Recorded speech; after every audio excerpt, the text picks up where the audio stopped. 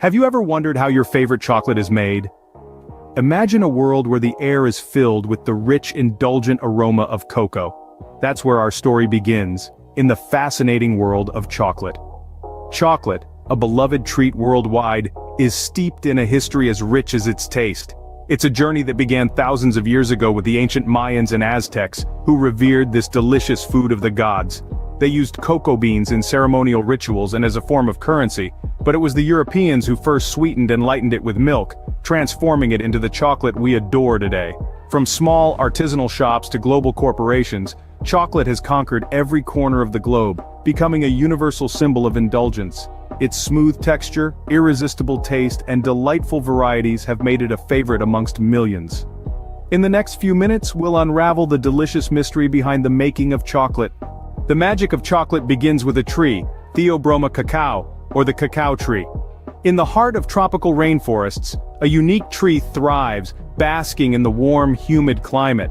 This is the Theobroma cacao, a tree that might seem ordinary at first glance but is anything but. It's the birthplace of one of the world's most beloved treats, chocolate. The cacao tree bears unusual fruit, a sight to behold. Rather than hanging from branches like apples or cherries, these fruits, known as cacao pods, sprout directly from the tree's trunk. Each pod, a vibrant display of yellows, oranges, and reds, holds within it something extraordinary. Inside these pods, nestled among a sweet, pulpy white mass, are the cacao beans. These beans, each one a potential masterpiece of flavor, are the heart of all chocolate. However, in their raw state, they bear little resemblance to the rich, sweet treat that we all know and love.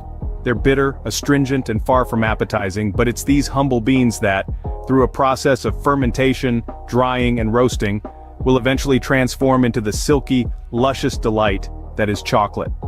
So the next time you savor a piece of chocolate, remember the journey it's been on. From a vibrant pod on a cacao tree in a tropical rainforest, to the delectable treat that you hold in your hand. Now that we have the beans, it's time to turn them into chocolate. The first step in the chocolate-making process is harvesting and fermentation. And oh, what a fascinating process it is. You see, the story of chocolate doesn't begin in a candy store, but rather in the dense, lush tropical regions where cacao trees thrive. These trees bear large fruit pods, each one filled with a sweet, sticky pulp that encases dozens of seeds. These seeds, my friends, are the precious cacao beans. Harvesting is a delicate task, requiring the pods to be carefully cut from the trees without damaging the trunk or the beans inside. Now, here's where things get interesting. Once the beans are freed from their pods, they're piled together and covered with banana leaves to kickstart the magical process of fermentation. You may be thinking, fermentation? Isn't that for beer or wine? Well, yes. But it's also a crucial step in the journey of a cacao bean to chocolate. Over the course of several days, the heat and enzymes in the pulp initiate a chemical reaction, causing the beans to heat up and sweat out their moisture. This process is vital in developing the beans' complex flavors and reducing their initial bitterness. But the transformation isn't just about flavor. During fermentation, the beans also change in color, going from a pale, almost white, to a deep, rich brown. It's like watching a chameleon change its colors, but in this case, it's nature's own sweet treat going through a makeover. In short, fermentation is where the beans start to take on the characteristics that we associate with chocolate. It's where the magic really begins, where the beans start their transformation from a bitter seed into the basis for the melt-in-your-mouth goodness we all know and love. After fermentation, it's time for the beans to take a little sunbath. But that's a story for another scene. Stay tuned, chocolate lovers, the journey is just getting started. Next, the beans are dried and roasted, bringing out the flavors we associate with chocolate. Now let's delve a little deeper into this process, shall we? Once our cacao beans are harvested and fermented, the drying process begins. This isn't as simple as leaving them out in the sun, oh no, it's a delicate balance that requires careful attention. The beans are spread out to dry naturally in the tropical sun, a process that can take up to a week. Too much moisture can lead to mold, but not enough can cause the beans to become brittle. It's a fine line to walk, but it's essential to ensure the best possible flavor. And then, the magic happens. Roasting. This is the stage where the cacao beans start to resemble the chocolate we all know and love. The beans are carefully roasted in large, rotating ovens at temperatures ranging from 200 to 300 degrees Fahrenheit. This process can take anywhere from 30 minutes to 2 hours depending on the desired flavor profile. The heat helps to bring out the rich, complex flavors hidden within the beans. Roasting is an art, truly. It's about knowing when the beans have reached their peak flavor. It's about the smell, the sound, the color. It's about using all your senses to create the best possible chocolate. Once roasted, our beans are ready to reveal their hidden treasure. Stay tuned as we continue our journey into the deliciously intricate world of chocolate making. The roasted beans are then cracked and winnowed to separate the shell from the nibs. Now, let's delve a little deeper into this intriguing process. Cracking is just as it sounds. Those perfectly roasted cocoa beans are broken into pieces, and that's the first step. But we don't need the whole bean for our delicious chocolate. We're after the heart of it, the nibs. These nibs are the essence of what will become our mouth-watering treat. That's where winnowing comes in. This process is all about separation. We're playing a little game of divide and conquer here. The shells are lighter than the nibs, so using a current of air, the shells are whisked away, leaving us with pure, unadulterated nibs. It's like panning for gold, but in this case, the gold is chocolate. But we're not quite at the chocolate stage yet. These nibs, as delightful as they are, need some more work. It's time for grinding. The nibs are ground down and something magical happens. The friction from the grinding process generates heat, and this heat starts to melt the natural fat in the nibs, also known as cocoa butter. The nibs transform, metamorphose if you will, into a thick paste. This isn't just any paste though, this is chocolate liquor. Don't let the name fool you though, despite the name there's no alcohol here. Just pure, liquid chocolate.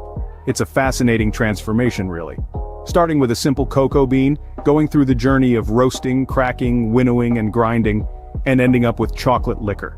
It's like watching a caterpillar transform into a butterfly, but in the world of confectionery. Just think about it. The chocolate bar you enjoy so much, the hot cocoa you sip on a cold winter night, it all starts here, with these processes.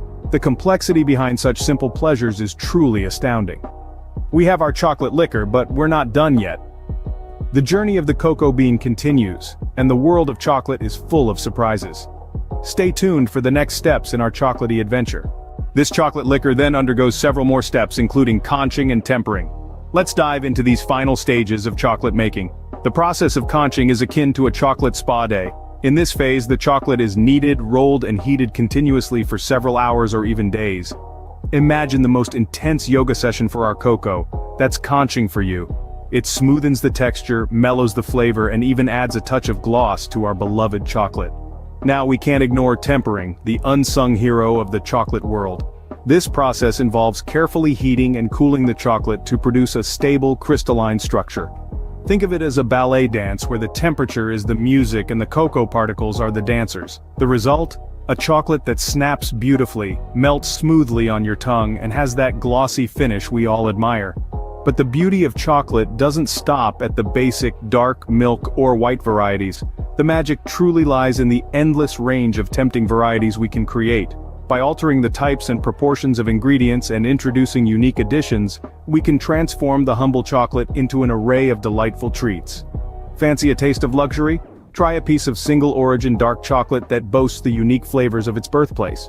Or, perhaps you're a fan of milk chocolate with its creamy, sweet allure. And let's not forget the controversial yet irresistible white chocolate, a creamy concoction that trades cocoa solids for a higher dose of cocoa butter. The world of chocolate is also a playground for flavor experiments. From the classic combination of chocolate and nuts to the unexpected pairings like chocolate and chili, the possibilities are endless. And who could resist the charm of filled chocolates with their heart of caramel, fruit, or even liqueur? And there you have it, from a humble bean to the delightful treat we all love. That's the journey of chocolate. So next time you bite into your favorite chocolate bar, remember its incredible journey. From a humble cacao tree to a delectable treat, each step in the chocolate-making process is a labor of love. The transformation from raw cacao to chocolate involves drying, roasting, cracking, winnowing, grinding, and finally, the creation of tempting varieties we all adore. This is the wonderful world of chocolate. And remember, whether you're a milk chocolate fan or a dark chocolate devotee, every bite of chocolate is a moment of joy.